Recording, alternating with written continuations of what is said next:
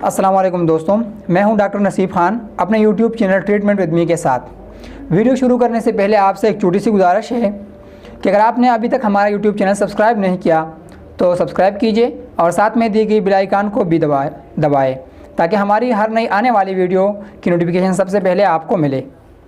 चलो वीडियो की तरफ जाने बढ़ते हैं। जैसा कि आपको मालूम है कि गुर्दे और मसाने की पथरी आजकल पाकिस्तान जैसे मुल्कों में बहुत कॉमन है। इसकी सबसे बड़ी वजह हार्ट एनवायरनमेंट है। Types and cause of stone के कुछ टाइप्स हैं जो मैं आपको यहाँ बताऊँगा कि इसके 4 मेन टाइप्स है स्टोन की, किडनी स्टोन के। नंबर 1 है कैल्शियम ऑक्जेलेट 65%, यानी कैल्शियम ऑक्जेलेट की वजह से 65% पीपल जो होते हैं, लोग होते हैं दुनिया में, वो कैल्शियम ऑक्जेलेट की वजह से किडनी स्टोन के शिकार बन सकते हैं। दूसरा है कैल्शियम फास्फेट, जो कैल्शियम फास्फेट की वजह से 15% लोग जो होते हैं तमाम दुनिया में वो किडनी स्टोन के शिकार बन सकते हैं। तीसरा है मैग्नीशियम एमोनियम फास्फेट, जो ये इन दोनों से कम है, 10 से लेकर 15% तक लोग जो है वो मैग्नीशियम एमोनियम फास्फेट की वजह से किडनी स्टोन के शिकार बन सकते हैं। 4 नंबर जो है सबसे कम है दुनिया में, वो है यूरिक एसिड, जो 3 से लेकर 5% लोग जो होते हैं वो यूरिक एसिड की वजह से किडनी स्टोन के शिकार बन सकते हैं। इसके अपने कुछ तिब्बी खुसूसियात भी हैं, क्लिनिकल फीचर जैसे हम कहते हैं कि अगर आपको एक आदमी आए और उसमें ये 3-4 खुसूसियात पाई जाती हैं तो आपको पता चलेगा कि ये किडनी स्टोन का शिकार है। तो इनमें सबसे पहले है रीनल कॉलिक। रीनल कॉलिक क्या होता है? ये गुर्दे के आंत में दर्द होता है, जो किडनी है उसकी आंत में अंदर दर्द होता है, इसे रीनल कॉलिक कहते हैं। नंबर 2 जो है सबसे बड़ा वजह है, सबसे मेन काज जो है वो हेमाचूरिया है। हेमाचूरिया क्या है? पेशाब में खून का आना। जब किसी के पेशाब में खून का आना शुरू हो जाता है तो उसे हम हेमाचूरिया कहते हैं और ये किडनी स्टोन का सबसे मेन काज है, सबसे बड़ी वजह है।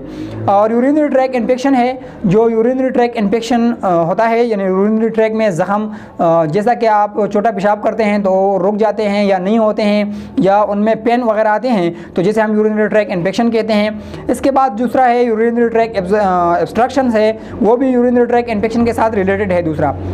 इसके साथ जो है जिसका किडनी स्टोन होगा उसका फीवर भी होगा। इसके साथ फीवर जो आप देख सकते हैं यहाँ पे, फीवर इस तरह होगा। और इसके बाद जो लास्ट पॉइंट है वो है आर्जी तौर पर इसके जिस्म में खारिश होगा, यानी जनरलाइज बॉडी एचेस होंगे इसके बॉडी में।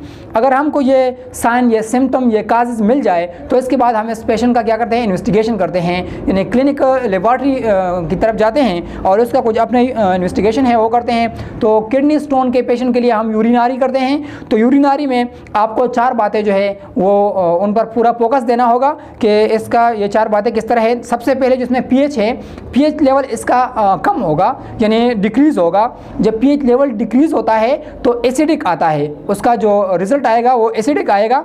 दूसरा जो है वो क्रिस्टल होगा, क्रिस्टल क्या होगा? वो पॉजिटिव होगा। जब क्रिस्टल पॉजिटिव आए, पीएच लेवल एसिडिक आए, और तीसरा है पस सेल्स, वो भी पॉजिटिव आए और आरबीसीज भी पॉजिटिव आए, तो आपको पता चलेगा कि इस आदमी का यूरिनरी जो है वो पॉजिटिव है और ये आदमी जो है ये किडनी स्टोन का शिकार है। अदर देन अगर इन 4 के अलावा दूसरे भी क्या चीज़ है वो ऑक्जेलेट आएंगे और आपका जो यूरिन कलर है वो पी येलो आएगा, हमेशा वो पी येलो होगा। तो यूरिक एसिड में मैंने आपको पहले बताया कि तिब्बी खुसूसियात में इसके जो 4 मेन टाइप्स हैं उनमें यूरिक एसिड भी है। तो यूरिक एसिड मैं आपको यहाँ बताना चाहता हूँ कि यूरिक एसिड मेल में कितना होता है, फीसद होता है, और फीमेल में कितना होता है, कि जब वो नॉर्मल रेंज से बढ़ता है तो क्या होता है। तो मेल में यूरिक एसिड जो है वो 4 से लेकर 6% तक होता है और फीमेल में 4 से लेकर 5.5% तक होता है। जब ये नॉर्मल रेंज से बढ़ जाता है, यानी यूरिक एसिड का लेवल जिस आदमी की बॉडी में बढ़ जाता है तो क्या होता है, उसका जो है स्टोन फॉर्मेशन शुरू हो जाता है, उसके बॉडी में ये किडनी स्टोन बनना शुरू हो जाता है। ये नहीं कि किडनी स्टोन बन जाता है, लेकिन बनना शुरू हो जाता है।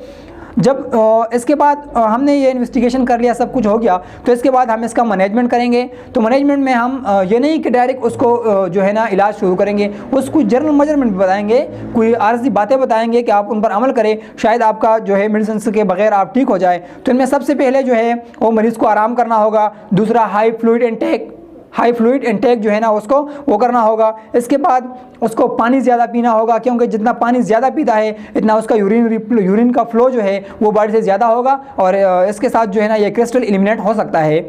और मेडिसिन में इसको हम क्या देंगे, सबसे पहले हम इसको इंसेट्स देंगे, non steroid anti inflammatory drugs जो आप देख सकते हैं। इनमें सबसे बेहतरीन जो है डाइक्लोफेनिक सोडियम इसका फार्मूला है और इनमें सबसे बेहतरीन जो है वो इंजेक्शन वरीन है। और इंजेक्शन वरीन उसको हम IM लगा सकते हैं। अगर इंजेक्शन वरीन दे दिया, इसके साथ आपने टेबलेट वरीन भी दे दिया 50 मिलीग्राम, तो बहुत अच्छा होगा, सुबह एक शाम हस्ब ज़रूरत। इसके साथ हम इसको पोटाशियम सिट्रेट देंगे। लेकिन यहाँ बात यह है कि पोटाशियम सिट्रेट का किडनी स्टोन से क्या ताल्लुक़ है। तो पोटाशियम सिट्रेट हम इसलिए देते हैं कि जिसका जो pH लेवल है, मैंने आपको पहले बताया कि यूरिनरी में pH लेवल जो है वो डिक्रीज़ होता है, एसिडिक होता है, तो इसको हम न्यूट्रलाइज़ करेंगे। तो इसको हम न्यूट्रलाइज़ करने के लिए सिट्राल का या फेड्राल का सिरप मिलते हैं, जो 2 चम्मच सुबह, 2 दोपहर और 2 शाम को 1 गिलास पानी के साथ वो इस्तेमाल करेगा। तो इसके साथ जो है ना इसका यूरेथ्रल पेन जो है वो ख़त्म हो जाएगा और यूरिन का फ्लो ज़्यादा हो जाएगा। जब यूरिन का फ्लो ज़्यादा होगा तो pH लेवल जो है वो न्यूट्रलाइज़ हो जाएगा और ऑलरेडी आपका यूरिनरी टेस्ट में जो एसिडिक आया था वो न्यूट्रलाइज़ हो जाएगा, यानी 7 आ जाएगा। हमारे साथ pH लेवल जो है 0 से लेकर 14 तक है और 7 जो है वो न्यूट्रलाइज़ है, उस पर कोई चार्ज नहीं है। तो इसके बाद हम इसको एंटीबायोटिक भी देंगे। एंटीबायोटिक क्यों देंगे, सेकेंडरी इन्फेक्शन, कि इसको कोई नया इन्फेक्शन ना हो। तो इसमें सबसे पहले क्विनालिन ग्रुप है। क्विनालिन ग्रुप ने हम सिप्रोफ्लैक्सिन 500 मिलीग्राम, यानी टैब नोवेडेट के नाम पे मेडिकल स्टोर में मिलते हैं, 500 मिलीग्राम सुबह शाम एक गोली 5 दिन तक इस्तेमाल करना होगा। एंटी स्पाज्मिक भी देंगे। एंटी स्पाज्मिक में एट्रोफिन सल्फेट जो है उसमें टैब स्पाजलार के नाम पे हमें मिलते हैं, इंजेक्शन भी मिलते हैं, सुबह शाम एक गोली हस्ब ज़रूरत।